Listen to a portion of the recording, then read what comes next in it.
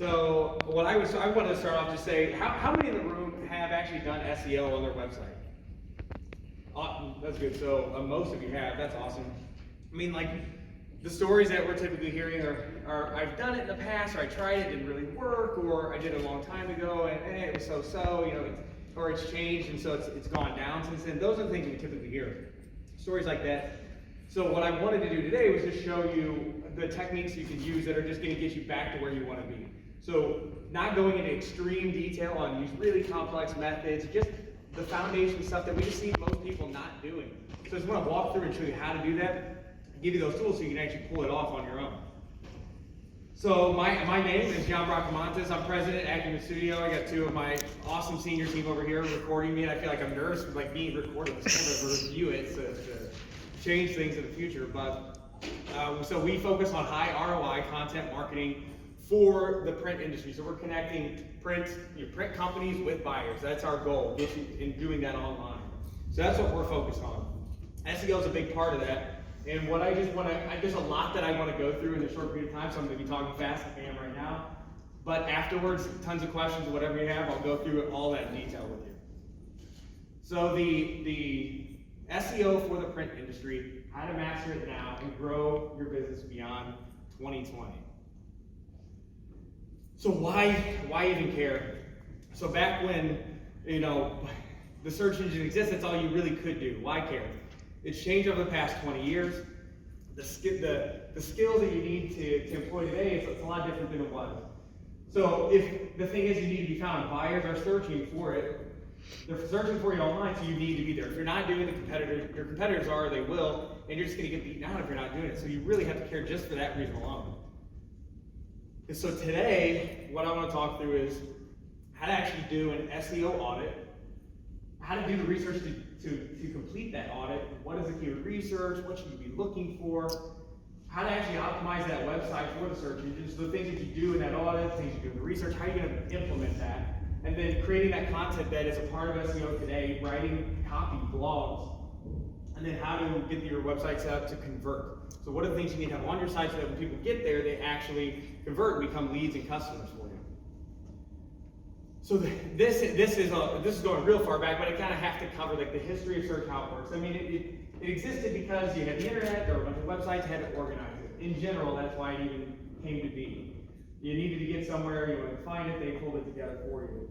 The way that it actually works is the search engines are crawling links, they're going to different websites, and they're taking that down, saving copies of the website in an index.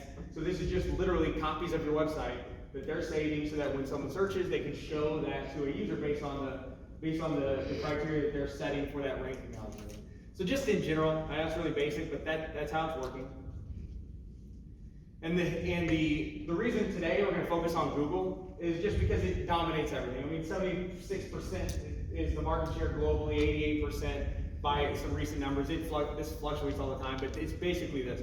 Over 3/4 of the market globally, they're owning. So we just primarily want to focus on Google. So how they actually rank content. A lot of this too you've probably seen, but to give you the most fundamental parts, there's so much that they're doing, but the foundation elements end up being your titles, meta descriptions, H1s, the things you're doing on page. There's all this off-site targeting with links, and that's super important, but it's really hard to control that. Unless you have some in and out, it's really hard. So what we want to share today is just the stuff that you can actually control. You can do this, your team can do this, and you're going to see guaranteed lift if you do the things we talked about today. So how they rank it, there's a ton of stuff, and you can research these two links that I have here in the handouts. Hopefully you got it digitally, if not, I'm going to send it out to everybody, but those links will take you to pages showing you everything about ranking. So the things that you need to find out about your existing website, audit, right? What are the things you actually need to do? How are you going to do that audit? For us, we're going to focus on the technical side of it. So these are the things that you can actually just find out and change on your own. So these really are the fundamental parts of it. And I have an audit that I'm going to switch to, which we can walk through, which again, this is a tool that you'll be able to use on your own and fill out. Switch to this side. So this audit, I'm going to walk through the components of it, and did anyone have this? Did this get sent to anybody at all? Okay, well, you're seeing it for the first time. That's awesome. I'll talk through it. Not going to have to be repetitive. You mentioned handouts. Are we supposed to have a handout? other man. They are available online through your show planner. So if you go into your account, they're there for download. Yes, and everyone here, seriously, like, contact me. I'm gonna make sure you get it regardless. If you have questions, we'll make sure you get this. So just the audit in general, there's gonna be a lot of bullets, I don't know, bullet points, but what you're gonna see here in this section is looking to make sure that you have the things, the elements on your site that will help you convert better, that will help you get found more if they are included. So think there's local and national, how the search engines are using this content. So making sure all the stuff's on the site is really important to your SEO. So it's very simple. I mean, it is as easy as it sounds, looking at the header and saying, do you have your phone number? Is the phone number click to call? So when someone's on the phone, they can go directly to you and get on the phone. Is there, contact forms in the pages? Is that information in the footer? On your homepage, do you have sections describing what you do? One of the biggest things that we see, and I understand it's a design component, but you come to someone's homepage and it just says, hey, this is who we are, and that's it. There's not much else on the site, but being able to break down the specific services you have. Let's say you have 10 things that you offer to a customer. Having those 10 things mentioned and listed in some type of summary is going to help, because it embodies what it is that you do, and it becomes that orientation page for customers. They can get, your homepage is going to rank for things, and you're going to get people to land on that page. You want to be able to self-segment. You want to be able to easily get to where they can go. So it's really important to have that stuff listed on the homepage. Having calls to action, what do you want them to do? Making sure that, hey, if I'm interested in service or product A, here's what you need to do. Click this button. Hey, you want to quote about this print service? Submit right now, call me on your phone. There's all these things that you want to make sure that they know to do. So the contact page is the exact same thing. A lot of times you find a contact page has no form. There's typically a number, but there may be an email address listed. It's a mail to link. It's really clunky. Just make it as easy as possible. So this is the type of stuff that overall, just do you have it? Because if you do and if you implement it, you're going to get more conversions from it. You'll rank better. Category parent service pages, just to describe that a little bit, it ends up being, let's say that you're printing banners. You have a banner printing page, and then beneath that you have the different types of banners you offer. On that banner printing page, you're going to want to ensure that you list all the subcategories, and by doing that, you're conditioning the search engine to organize this data for you. I come to a banner printing page, and now I have vinyl, I have these other custom styles, these other fabrics that I want to sell.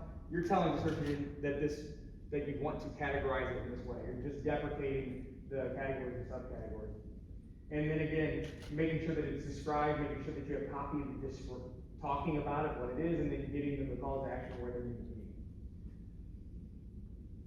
So then the user experience side of this, I'm mentioning that a little bit by saying you should have those elements. So having a category page, subcategory pages, you're making it easy for them to navigate. But then you also have mobile to deal with. So the numbers are always really high, but it's for sure that the majority of people that search online are using the phone. That's not questioned. And it means that your website really has to respond to that. And I know the terms like responsive and mobile responsive, it's just most of the new themes on websites today that you can get, or anytime you build a site, it needs to just be able to conform to a mobile and have a decent experience. That if you don't, then you can't see everything, it's too small, very, very simple. I mean, it's just hard for someone to use. So one of the first things we have people do is just to run a test. So Google has this mobile friendliness test. This URL specifically will take you to Google's page. You enter your URL, and it'll tell you if this is search engine friendly or not, and what that, or mobile friendly through search. And if it may still respond, but it'll also give you more detail. It'll say, hey, these clickable elements are too close, or certain things are too small. It'll give you a lot of detail about it. It's a really good tool to use. But doing that first, just to see if you are, and if you are not, then it turns into almost needing to be completely rebuilt. You don't have to change all your content, but just rebuilding it in a way so it will collapse. Most of the time, if you use WordPress or something like that, it's really easy. You just flip the theme that you're using. So then the next thing that we do internally for people and advise you to do is just to do a simple search for your own brand, your own company name. People are surprised to find they don't show up first for that. So if I'm a printer in Houston and I search my name, if I don't show up, that's a humongous problem. And you should be showing up for that. And a lot of times you run into companies that have same names as other companies, and so there's conflict there. There's ways to get around that, but the idea is that if you're searching for your company, you really should be there. So we want to find if that's the case. And it's just really important. I'm just leaving it at that. You need to show up for your own company. So if you don't, we'll talk about that. So total pages indexed, I mentioned the search engine index. You want to know if your entire site is even available to be found. So one of the ways to do that is we have this search command here. If you're in your address bar, where typically you just type in domain.com, whatever that is, mycurrentcompany.com, you type in the word site, S-I-T-E, colon, then your domain, you're going to be able to pull up every single page that Google has on your site. So it's crawled it, it's saved it, it's available to be found. That's really important because let's say that you did a search for your brand and you couldn't really find it. Then you do a search with your website and you're literally nowhere to be found. That's a big problem. This happens a lot when you migrate. A web development company will create this really nice website for you. In development servers, they'll have it, there's literally a checkbox that de-indexes you, and they won't know it. You're not in the search engine at all. Awesome website, looks good, it can convert well, but you can't even be found. That's an extreme, but let's say that you have 100 pages on your website, but only 10 are here. That's a problem. So there's technical issues that you'll have to fix for that, but one of the easiest ways to fix it is to make sure that you have the sitemap file. So if you type in your website /sitemap.xml, or you just search for your domain, again, plus the word sitemap, you're trying to find if that even exists. If your site has 100 pages, only 10 show up, you don't find if there's a sitemap file. If you create that, then you're telling the search engine where to go. It's a map. Index these pages, I want you to find them. So that's what we're trying to do that's what you're going to do with that sitemap. And there's a tool, XML sitemapgenerator.com. That tool alone will get you exactly what you need if you don't have it. If you're using WordPress, using a plugin, Yoast, or all-in-one SEO, it's going to create one for you automatically. And every time you enter your page, it will automatically add that to your sitemap. It's an XML site. XML sitemap generator. Okay. You know, is your website WordPress by any chance? Do you know? It's not. Okay, so that is the tool you want to use, because it'll create it without it having to be a CMS. So then duplicate content, if you've read anything on SEO over the past 20 years, duplicate content's been horrible. And an easy way to find that is running, there's a lot of tools that I'll name here, but Moz or SEMrush are good tools to run audits and find if there's duplicate content. And in a lot of cases, you'll find that it's really just the way your server is set up. So one of the things you don't mention here, because it gets a little technical, ends up being canonicalization of a website. The www version versus the non-www version of your website can be seen as two separate websites. And sometimes that exists, and you'll be seen as having duplicate content, but it's the same website. So there's some server tricks to fix that. And that's what we find most people really aren't copying content and having duplicate, but you don't want, if you do have it, it's bad to search into really deep values for that now. Because it was just a kind of a spamming trick back in the day. So local visibility, that's really, really important for print. And you probably know that, but one of the easiest ways to find if you're going to be found well for local is Google My Business, which everybody, I guarantee everyone's seen this in some way. If you're on your phone, you're on a laptop, you look, let's just say you're looking for a restaurant. It will, in the maps, private maps are on the right side. If I search for Culver's comes up on the right panel, there's a picture of it, and the name and the logo and all this. You can be there, and you'll want to be there for a number of different reasons, which we talk about a little bit later here. But it's super, super important to be there because almost everything online uses Google and uses Facebook also as its repository of legitimacy. Your phone number, your address, they're now looking to those sites to add to other directories. The rest of the web's scraping these sites. So if you're accurate and you're here, then you're actually getting more visibility outside of just the search engine. You're getting placed in other places. And you have no control over that, but by making sure this is right, making sure you're right in other places as well. So the search that I'm saying is, if you just search for your company and the city name, you'll see that. If you do have a Google My Business listing, maybe it's been claimed or not, but if there is one that exists, it'll pull you up on the right side. So if that shows up and you haven't claimed it, you'll have to claim it. But by going to google.com/mybusiness, you'll be able to register that, claim it, if you haven't done that. So you definitely want to do that. It's super, super important. The other thing we list here is just saying, making sure that you show up for social results. So if you have a Facebook page or you have a LinkedIn page, if you search for your own company, there's no reason for you not to show up there. It may be you just don't have a page, you don't have a Facebook page, but if you don't, there again, it comes back to that branded issue where you need to show up when you're not. So again, for usability, this is a big one, and this is a really, really good tool that you can use right now. It's free, gtmetrics.com, and what we're looking for is, it says site load time, but your page load speed, so you've probably heard that again, there's tons of articles on, if your site loads beyond, if it takes too long to load, people are gonna leave your page, and that's true, but most sites load pretty quickly, unless you have huge images or you have massive scripts in the back end that are just running.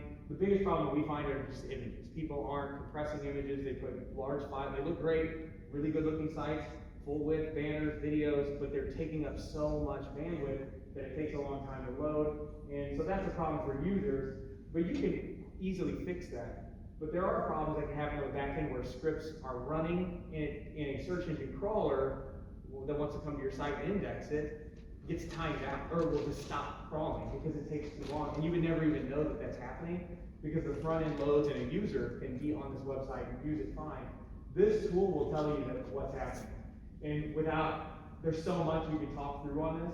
The advice here is, when you run this tool, if you find that you have a score that's in a D or an F, and it's really low, being able to work with a developer and say, hey, here's my list, fix it, they'll be able to do it. If you have a decent developer, they can easily get those fixed. It's just a lot of them are really technical, caching, compression, all these things that they should be able to do. What we advise is try to get yourself up to that page score of at least a B. Middle B, you're pretty good. It's near impossible to be at 100. If you're spending your time on that, you're wasting time trying to get to that point. I mean, it's just not, it's so incremental, it wouldn't make a difference. You can get yourself a mid B, you're good. And that will have taken care of all the major issues on loading, crawling, really, really important tool for you. So again, we're going back to the server. This is, you can get this response is another tool I'm going to name for you. It's Screaming Frog. Screaming Frog, the best name ever. That tool will actually go to your website, crawl it like the search engine does, and give you everything. It'll pull it all into an Excel spreadsheet for you. It'll pull down all your server codes, which we'll talk about here, title tags, meta descriptions, how long, everything. It's everything you could possibly want to know and everything you don't want to know will be in this report from that tool.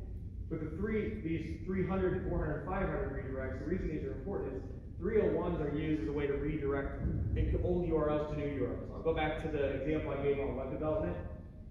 If you've migrated from an old site to a new site, a lot of web development companies do not redirect your URLs back to the same page, or they completely change it. And so then now you didn't have a one-to-one, so they would just go back to the home page, but it typically isn't the best way to do it. So if I've got, again, I'll use banner printing. I had a banner printing page, and I had subcategories of banners beneath that. But then on the new website, they just created a banner printing page with no subcategories. Best case scenario for you, under that circumstance, would be a 301 redirect all those pages back to this new banner printing page. But if you don't do it, then you're going to end up with those 404 errors that are listed at the bottom. So 302s, 303s are also redirects. They're temporary, it's weird, there's not a lot of good use cases for them. So if they exist, you can go in and a developer can change it to be 301s. But that 301 will literally say, domain.com/banners, and if your new site says domain.com/banner, if you didn't create that 301, there's now going to be a 404 error. In fact, if the search engine has indexed you and they're showing your website, someone clicks on it, it will give them a broken link. Or if someone links you from another site, a vendor, a partner, an article somewhere, it breaks, and that's not going to happen. That's not working. The search engine hates it. It will devalue for that. You don't want it.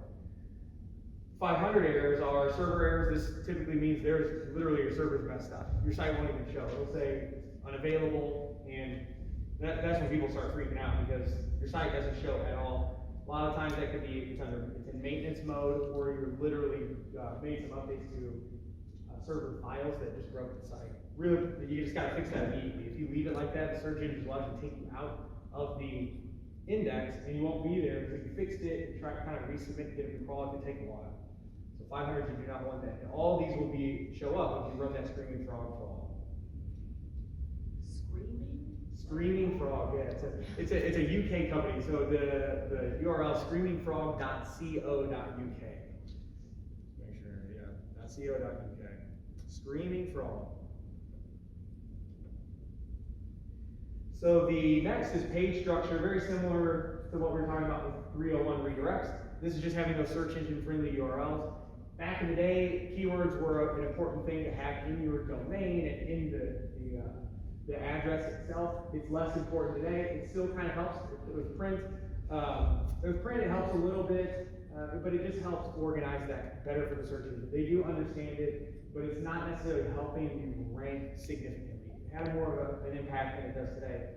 But you want to make sure that it's clean, because the problem is if you don't have that, then it's just looking at you as if you're not a good steward of your site. That's the problem, is if the search engine see you have just a string like page ID equals 1, 2, 3, the Google's saying, you're not even trying here, and so you do get less credit from the search engine, where making it search engine friendly essentially is table stakes. If you're not doing it, you're being devalued. So you just have to include that.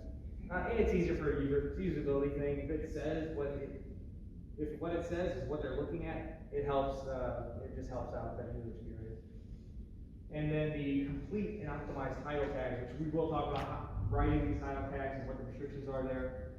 But these title tags, again, if you screen frog, I listed here again, if you run that or another moz.com, you'll find that some of your pages may have title tags, meta descriptions, or H1s, some don't. You may have nothing. If you're using WordPress, out of the box, WordPress does not include meta descriptions unless you use one of the SEO plugins. So if you find that you have none or some, you just need to make sure it's complete. You're going to have that. And we'll talk about these more specifically.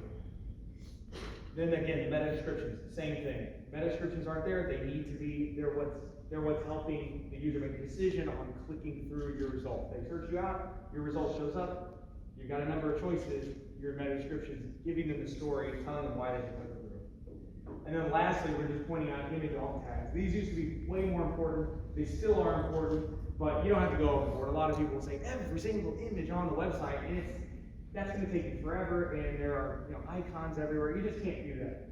Well, what we recommend is just having those first handful, 3 to 5 of the major images on a page. If you have a category page and you've got 5 categories and you've got an image for each one of them showcasing it, put an alt tag on those. Alt and title tags are different if you're not familiar with this. Title tags are the thing that hovers. You hover your cursor and it pops up. Alt tag is what the search engines are reading to understand what's in the image. They're getting better at reading the images now, but it's still telling it, hey, I'm on a banner page, and this is a picture of a banner, and that together helps increase your authority on what it is you say that page should be about. So again, incremental, not a huge ranking factor, but it really is just a cleanup. Cross T's and dot I's on that.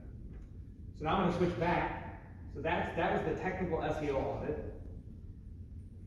And the next thing was what is a huge part of this. So to create those title tags, create those meta descriptions, to have the H1, what should be on the page, doing the keyword research is really important.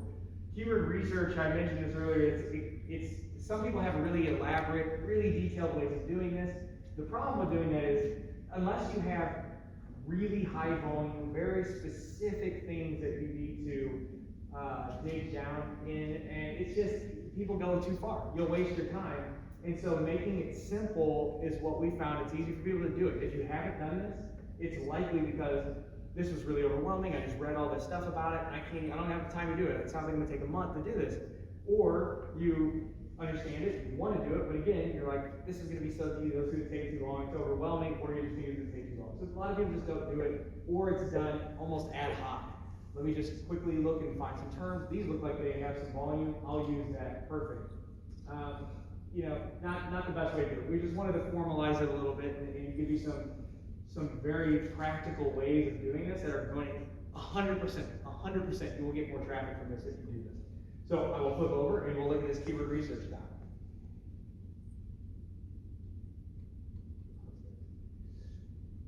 So there's 2 things on here, and we'll come back to the new content shortly with the blogs and web pages, but this core keyword research is what we'll look at right now. The way that we describe doing this is first creating a spreadsheet of the site map, the architecture of your site. So if you have a home page, you had an about us page, a products page, a contact us page, You need the products page, you have 5 listed products. We're saying put that in a spreadsheet, make it simple because you'll use it when you go to write title tags, meta descriptions, use it as a reference. So take this and let it be your keyword research document. It's just an easy way to keep track of it and organize it. So by making that spreadsheet, you're able to plug these terms in. So I give an example here, just having these primary keywords at the top, and I'll talk about what those are, the supporting keywords on the bottom, and then listing out the pages so you know what page you're talking about. And the example I just showed here using our B2B example, but B2B content marketing agency and all this keywords that were researched that we have plugged into it. You can see the supporting keywords are variants of that at the top, and so I'll talk through those. But just having that spreadsheet just to organize it, huge. Makes it simple, it's not overwhelming, you can refer back to it, you can always update it, make it a living document that other people can use and teachers do. So how to determine the primary keyword?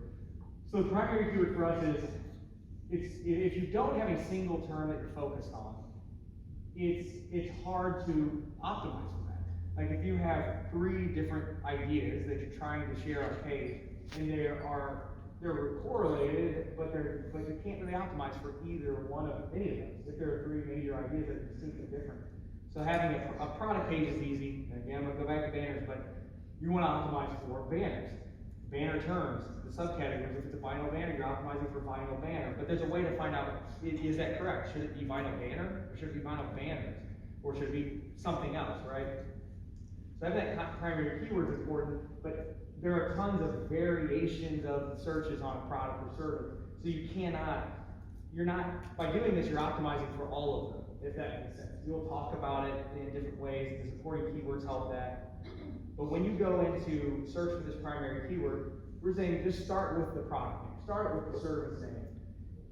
And the tools you can use to do this are the keyword planner in Google Ads, or you can use Uber Suggest. There's actually a website, if you go to neilpatel.com/UberSuggest, that will give you, essentially gives you access into that Google. What are you saying? So I'll spell out for it. Neil, N-E-I-L, P-A-T-E-L. Neo what? Neo. Patel. So Patel.com/ and it's Uber, like the Uber app, UBER suggest. And what that tool will do is get you directly into the Google Ads keyword set. So if you have a Google Ads account, you can get into the keyword planner. If you don't, then you can use that Uber Suggest tool, and that gets you into the same data set. So either one works. It's going to get you the same numbers. So when we talk about doing this, I'm giving you an example here of a printing company that does large format, and I'll talk through this because I want to speak to the numbers here. A printing company is doing large format, and when they run that tool, whether it's an Ads tool or Uber Suggest, and you search for large format printing, you can see it has 9,900 searches a month, and that's the graph that I'm showing you here. But it also shows that wide format printing has 5,400 searches a month. Both of those are good terms, and a lot of times they're used interchangeably. So which one do you use? We're suggesting right now to just go with the higher volume, so 9,900 versus the 5,400. We don't want to exclude the other term, we don't want to exclude wide format, so we would automatically make that a supporting keyword. So we want to make sure it's there so that you can rank for both. And so you're essentially optimizing for both. You're optimizing for both. But that's how we say, how are you going to determine the wide format, the primary keyword? In this case, it ends up being large format because it has higher volume. And I have a fine print here, to validate the decision, manually go into Google, just search this out and see what comes up. If what comes up is what you want to be seen, if you see competitors there or what it's showing is exactly what you think you should show up for, then that is it's a reinforcing factor to say, okay, this is right because it's showing what I think that's me, I should be there. So the supporting keywords then become variations of that. So we just say that, most of the pages you can go through that exact same process. So now it's not the primary keyword, the Google Ads tool or the Uber Suggest tool will give you more terms. It'll say, hey, here's some ideas you should look at. Those are typically going to be good go-tos, and you could spend a lot of time on this, and it actually is a good idea to just take your time and make sure that those terms are good terms. Having 2 to 6 is about as far as you'll go, because you're gonna need to include those in the copy. But what you'll see is that at the category page, subcategories are good go-to as a supporting keyword. So banners, vinyl banners, mesh banners, the fabric banners, those are gonna be good supporting keywords for a category page. But you would go through the exact same process you did for the primary keywords. So I give a longer example here, but I make a little twist on it because I spoke about banners, and if you search for banner printing, it shows there's only 9,900 searches for a month. But if you see that in the suggestions, there was custom banners showing that there's almost 15,000. So in this case, we ended up recommending, hey, custom banners needs to be included. This needs to be the term you choose over banner printing. And then the example that we give at the bottom with the vinyl, custom vinyl, you're seeing that all of these are good terms, but you're having to make a decision to limit yourself. Otherwise, you would have 100 terms that are all relevant, but you just cannot include those all in the page. You can't write them at all. So this is a good way to just curate it and limit yourself so that you can effectively write new copy and optimize the site against it. And I give some charts to just show, all those different terms that pop up. So the last is the new keyword, the new content keyword research, which we'll come back to when we talk about writing the copy to get you found for more non-service, non-product focused terms, more solutions focused topics. So that is writing the title tags or doing the keyword research. So next, I'm going to switch back, is what I was just saying, title tags, meta descriptions, each one. So now that you have the keyword research done, you're able to write these effectively and would use that spreadsheet to go back and create this. So really important, only because H1s are massively important. Title tags, massively important. Those are used heavily in the search algorithm to know what's on the page, how it's going to rank you. It's really important to have those right. And then the meta descriptions end up being the reason someone should click through. The way, and we'll talk about that when I click into the document, which I'll show now on how to write these. It's just really important to let the user understand what it is they're about to click into and make them do it, actually convince them to do it. So writing the titles. So you'll see I have that spreadsheet at the bottom because you have this done at this point. So now you're able to go back to these primary keywords, the supporting keywords, and use it. So I give why it is important. You're clearly describing the product to your user, to the customer. There's a big ranking factor, you can have it, but there's a lot of limitations to this. So we're saying it needs to include the primary keyword because that is the focus. So it makes it a little easier. You did your keyword research, you put that primary keyword in it, but you gotta write about it. So the max is gonna be 60 characters. The reason 60 characters is max is that it will truncate, it will cut that off. If you wrote 120 characters, only about 57 there isn't there anymore. So keeping it between 35 and 60 is going to be ideal, because if it's too shallow, again, the search engine is looking at you as if you're not really trying. If you just put the keyword there, which was a lot of people do, they'll say keyword and my business name. It's so shallow, and the search engines now know that, and they're like, you're not describing to people what this actually is. So what we found is hitting that 35 character mark is about when you've described something. Again, it's a rule of thumb, it's going to be specific to you. So we just want to make sure it's not too short and not too long. So counting the spaces as well as the character? Yeah, counting the spaces, yeah. And you can, if I went really technical, it's actually a pixel width that they match. So if you had all capital T's, it's less, the number's less. But Screaming Frog actually pulls that pixel width for you too. You're going to real detail on it. So you're using the keyword research spreadsheet to do it. It makes it easy. If I'm writing the title tag, I just go back to my sheet. I don't have to re-research. This is where it gets messy with a lot of people who do SEO. They'll do this bulk keyword research up front, and they just redo it again later, and it's just a waste of time, and it's unfocused. So we're just I'm using that spreadsheet as the example, and so I'll use what was in that as the writing the title tag example.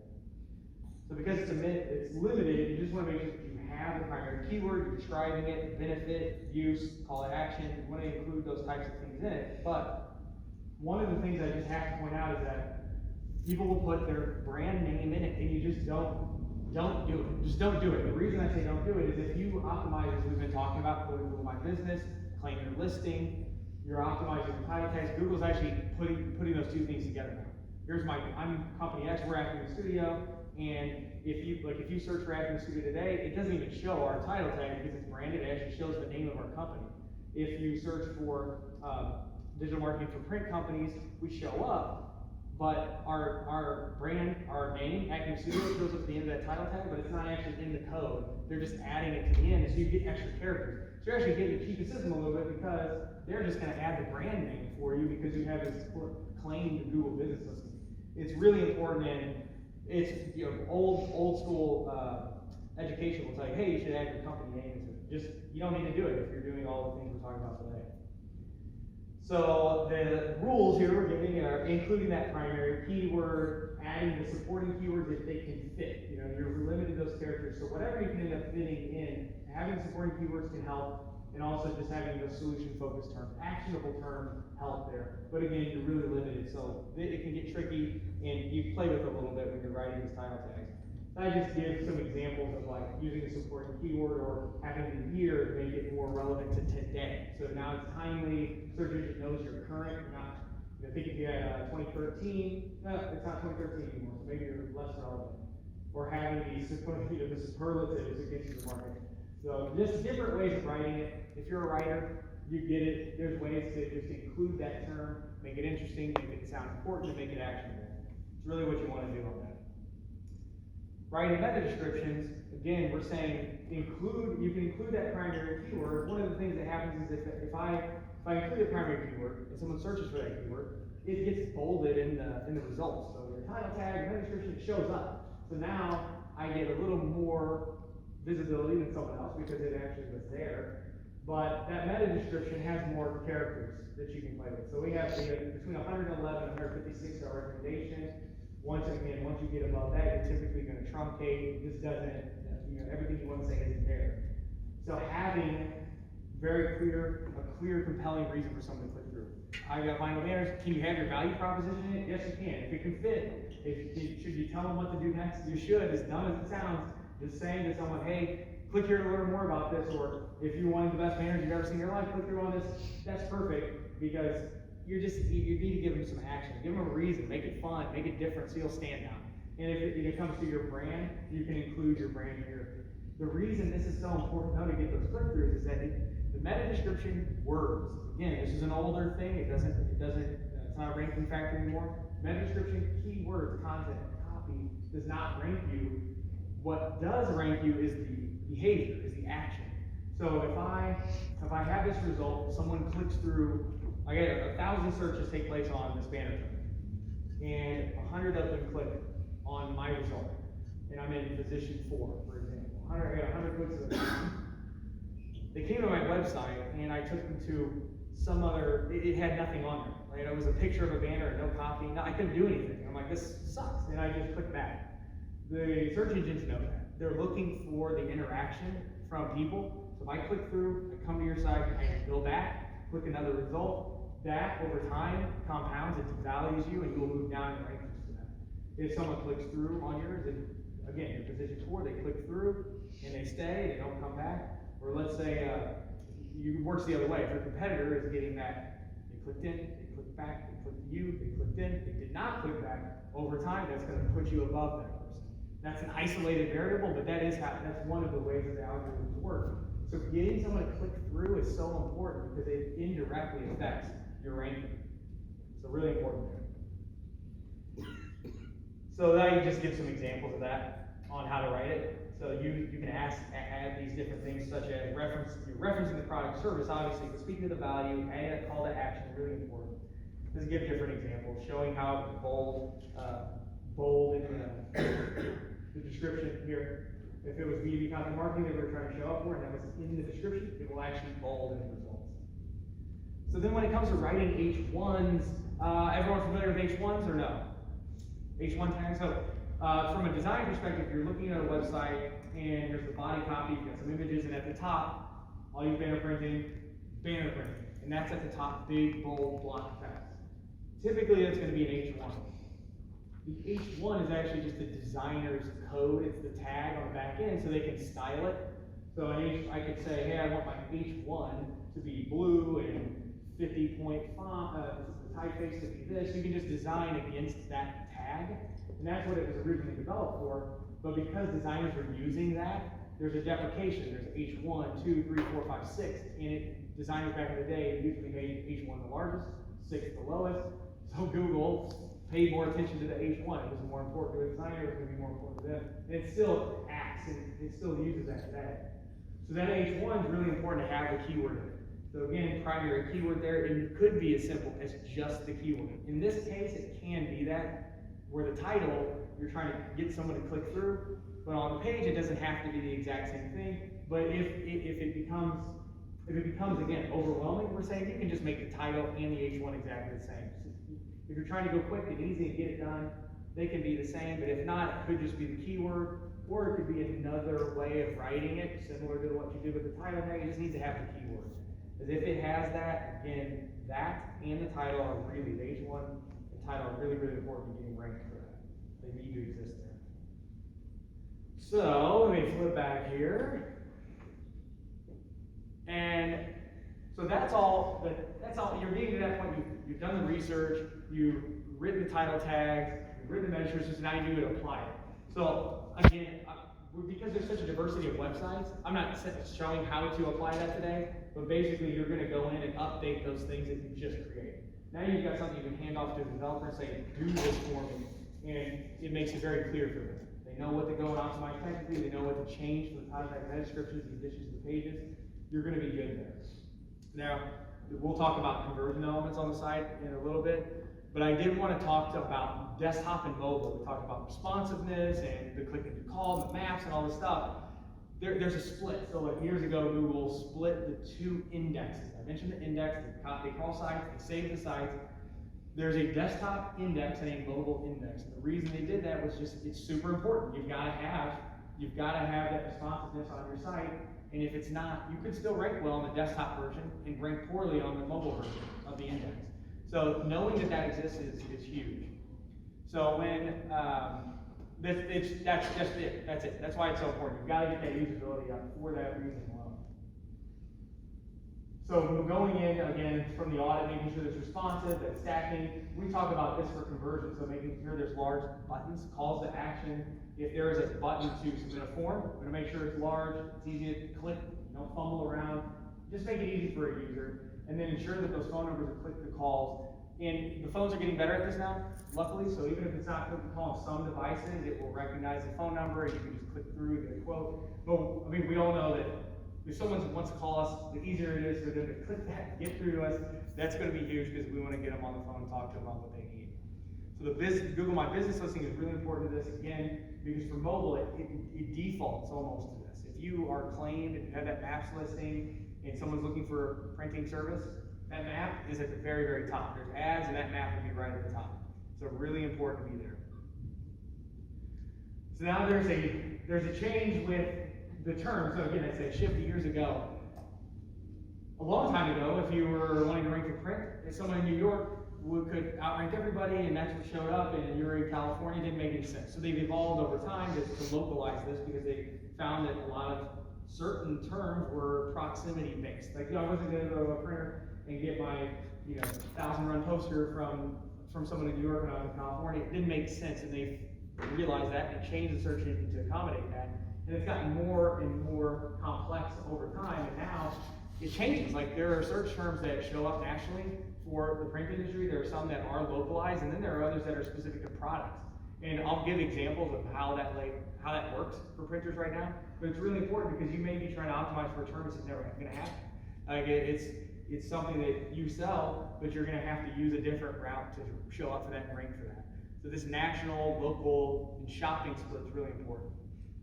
And so I'll give an national example. Print fulfillment is one that, if searched just on its own, this is something that will be really hard to rank for, because you can see in the results here, it's articles about this. And it's all over the place. Print fulfillment for drop shipping, the best fulfillment company for on-demand selling. It's just, this is so diverse, and there's these comparison sites. When you start seeing comparison sites like a G2 or someone who's just writing an article on it, these are national terms. There's no local elements. It's not It's not, when I was doing the search, I was in St. Louis. No St. Louis companies are showing up, no Maps listings are showing up. If you don't see that, it is gonna be so hard to rank for that specific term. So it's not that you don't wanna try to show up for print fulfillment, it's gonna be some version of print fulfillment that you actually wanna show up. Or it may be a specific type of fulfillment that you're doing, it's unlimited there. But that as a term, for example, it would be very hard to rank for and really wouldn't necessarily help your business unless you're a national company and you need to be in these results, which most printers are not need to be found. Again, New York, California, it's not gonna happen. An example of local, this makes it a lot clearer. If someone's looking for a digital printing company, this is exactly what's gonna pop up for everybody in any location. It's gonna tailor it to your location, it's gonna tailor it to where you're at. It knows where you're at when you're searching this, and companies that are in the closest to you actually get preference.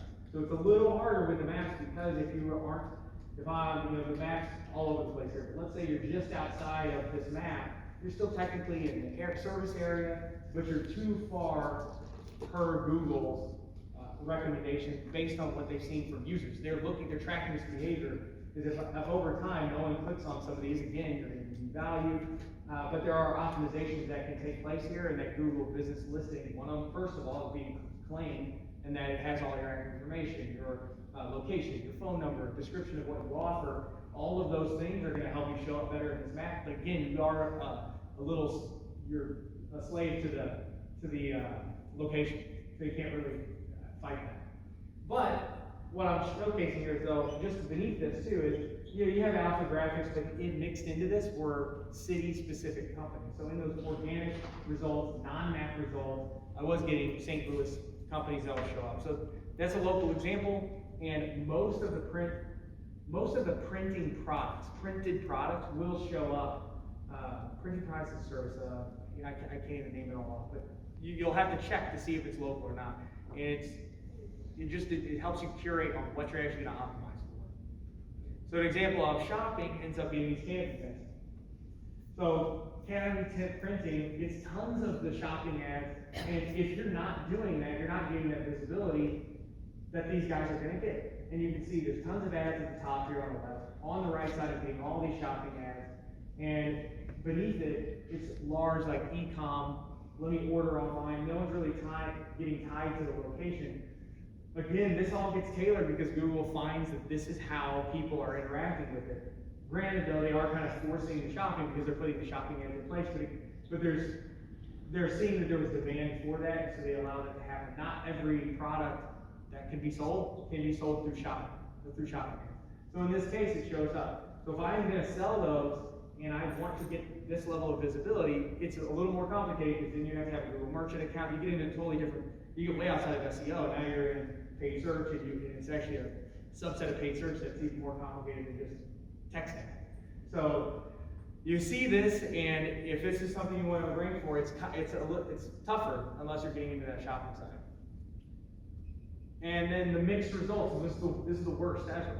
So the custom banners, it was a term that you want to show up for, but you see there's map listing, there's Google ads, there's some shopping ads. When your Vistaprint's up here, I show over on the right, I've got some local companies. It's all over the place. And what this tells you is that Google doesn't have a preference yet. It doesn't know. It's too mixed that there's not enough weight for them to say this should be local, this should be a national thing, this should be shopping. It's all over. So if you were to rank for this, you've got to know that you could tackle them all, or you could just focus on, hey, I want to get found in the organic, I want to get found in the maps.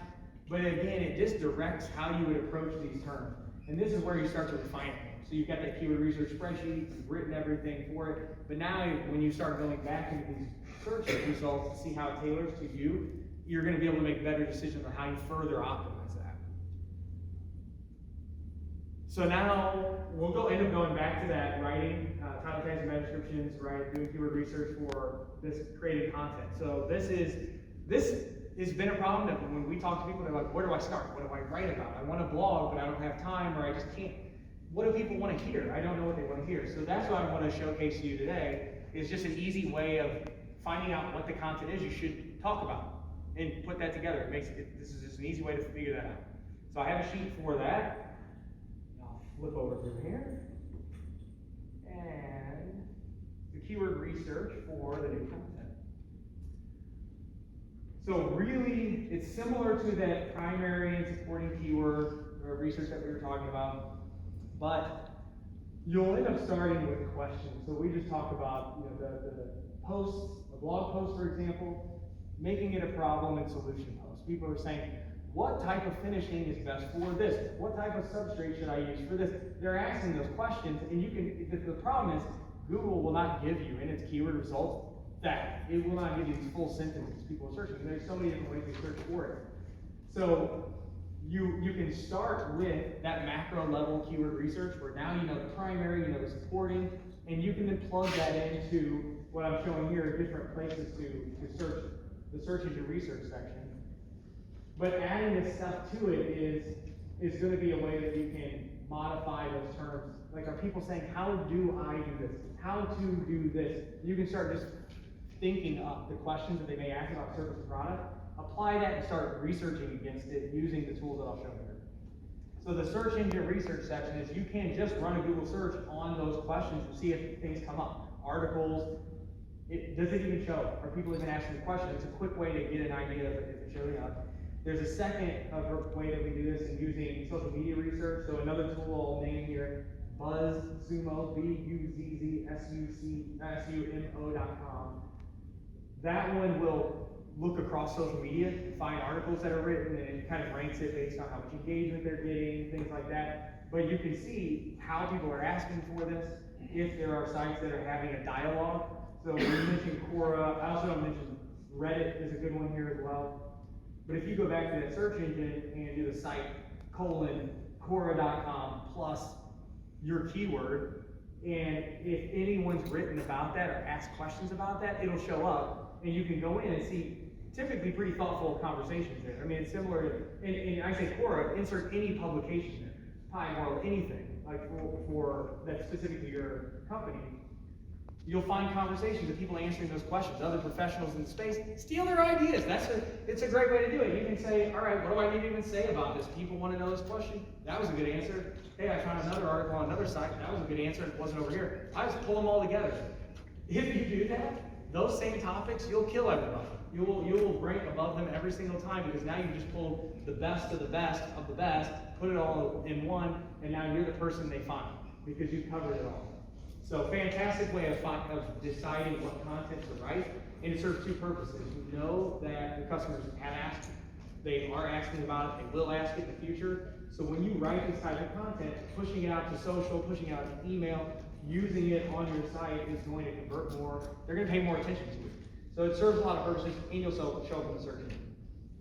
So this, again, there's just a lot of ideas here. You know, how you're going to write it, how do you do this, 5 different ways of doing this. So this is something that when you take, if you have a good writer, it helps you thinking of some creative ways of doing this. But doing the research in that way is going to help you come up with those ideas on what you should write about. Switch back.